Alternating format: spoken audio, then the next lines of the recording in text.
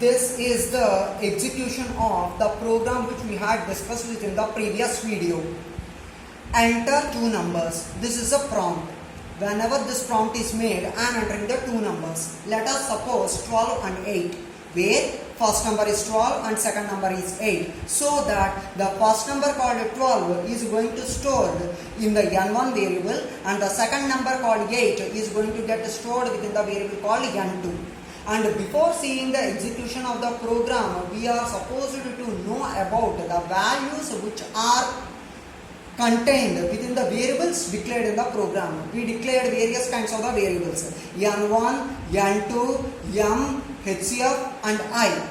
And we know that n1 is equal to 12. 12 is the first number, so n1 is equal to 12. 8 is the second number, so n2 is equal to 8. Of those two numbers called 12 and 8, 8 is a lesser number. So m is going to hold the value called 8, and the minimum HCF value is 1. So therefore HCF is equal to 1.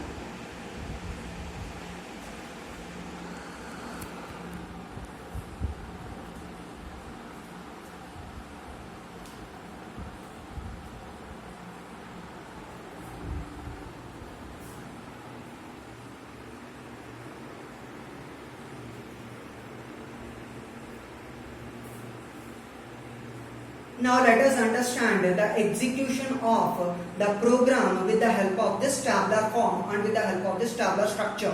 This tabular structure consists of various kinds of the columns.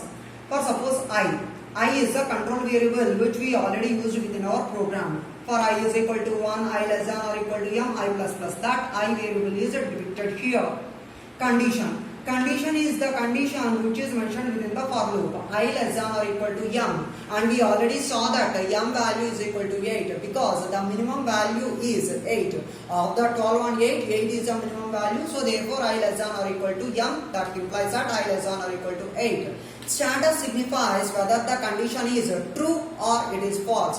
Whenever the condition is true, then the control will be able to enter into the for loop. When the condition is false, the control will not be able to enter into the for loop. So status is and n1 modulo I and n2 modulo I. n1 modulo I, n1 value is equal to 12, so 12 modulo I, n2 modulo I, n2 value is equal to 8, so therefore 8 modulo I. HCF. HCF is a variable, and the value which is stored within the variable called as a HCF varies from one iteration to the another iteration. Within this iteration it might be able to store one kind of the value, and within another iteration it might be able to hold some other kind of the value. That means if that is a common factor, then that common factor is stored, and if this is a common factor, this value is going to get stored. I is equal to I plus 1. This is all about the increment operator. This is all about the increment operator. I is equal to I plus 1. And now let us start the execution. I value is equal to 1 because we already started the for loop from I value is equal to 1. Now when I value is equal to 1, then what is going to happen? It is going to check for the condition. The condition is that I less than or equal to 8. That means 1 less than or equal to 8. 1 less than or equal to 8 is true. The status is true. Because the status is true, it will be able to enter into the for loop. Here n1 modulo I and n2 modulo I, that means 12 modulo I and 8 modulo I, 12 modulo 1 and 8 modulo 1. 12 modulo 1 is equal to 0 and 8 modulo 1 is also equal to 0. What does that imply? 1 is a factor of 12 and 1 is a factor of 8. That implies 1 is a common factor of 12 and 8. So therefore, that common factor called as a 1 is at present in this iteration going to get stored within the variable called HCF. After storing, it is going to increment. So that I is equal to 1 plus 1, that is equal to 2. Now 2 less than or equal to 8, that is a condition which is checked, and the condition is true, the status is true, so it will be able to enter into the for loop, and it is going to find the common factor. 12 modulo 2, 8 modulo 2 is calculated. 12 modulo 2 is 0, 8 modulo 2 is also equal to 0. So therefore 2 is a factor of 12 and 2 is a factor of 8. That means 2 is a factor of 12 and 8. 2 is a common factor of 12 and 8. So within the HCF 2 is going to get stored. Now I value is going to get incremented, so that 2 plus 1 is equal to 3. Now I value is equal to 3. Now again the condition is checked, 3 less than or equal to 8. The status is true. So it will enter into the for loop, and here 12 modulo 3, 8 modulo 3 is calculated. However, it is decided that 3 is not a common factor of 12 and 8. So therefore, it is going to get incremented. I value is equal to 3 plus 1, it is 4. Now, I value is equal to 4. Then 4 less than or equal to 8.